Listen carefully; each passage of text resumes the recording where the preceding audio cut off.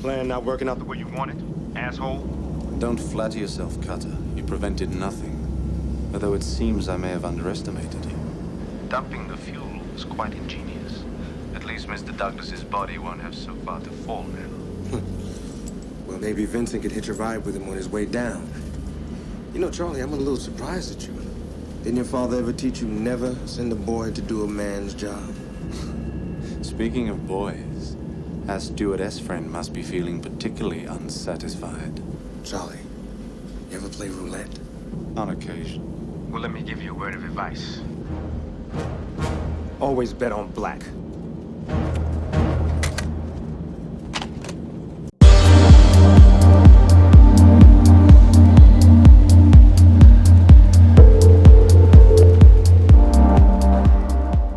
Hello everyone, this is Pico Entertainment and we're back again, and here now we have another video for you, and we're going to take a look back on a tense action thriller, Passenger 57. Released on November the 6th, 1992, it stars Wesley Snipes, Bruce Payne, Tom Sizemore, Elizabeth Hurley, and it was directed by Kevin Hooks. Now the story of Passenger 57 focuses on notorious terrorist Charles Rane, who is finally apprehended by the FBI in Miami during his attempts to conceal his identity through cosmetic surgery. The FBI then arranged for him to attend trial in Los Angeles via plane transfer. We then see Secret Service agent John Cutter still grieving over the past death of his wife in a store robbery.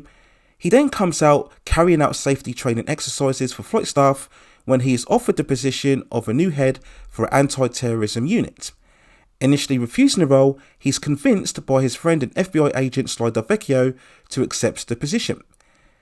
Cutter boards the same plane that is transferring Charles Rane, and once it's airborne, Rane and his associates, who are posing as airline staff, take over the plane and hold the passengers hostage. Cutter manages to escape capture and notify the FBI.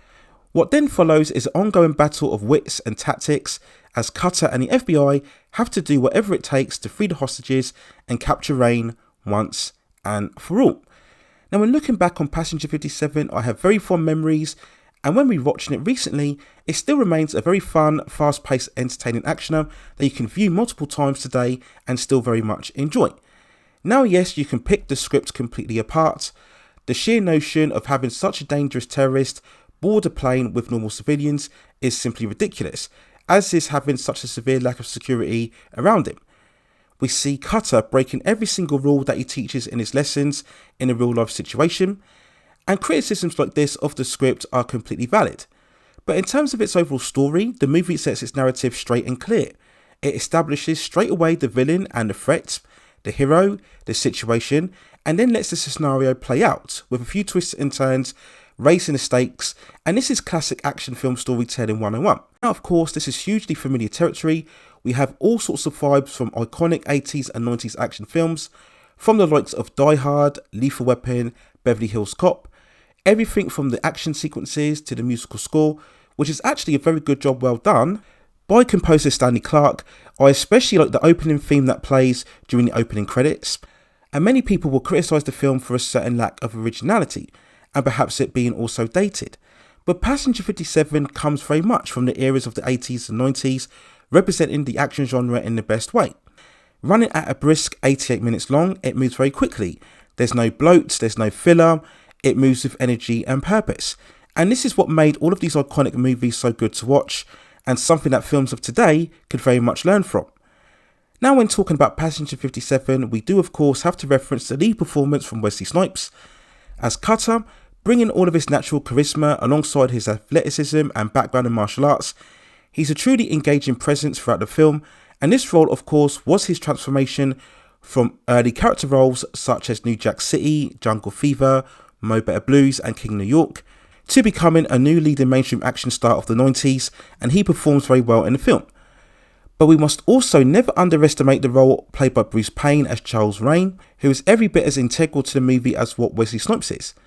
From the opening scene alone, Rane is ruthless, cutthroat, quite insane, but he's not a mindless psychopath. There's an intelligence and articulate personality also here, which makes him even more dangerous. And this is the great character villain that I always prefer. And Payne is absolutely fantastic in the role, with many standout moments throughout the film.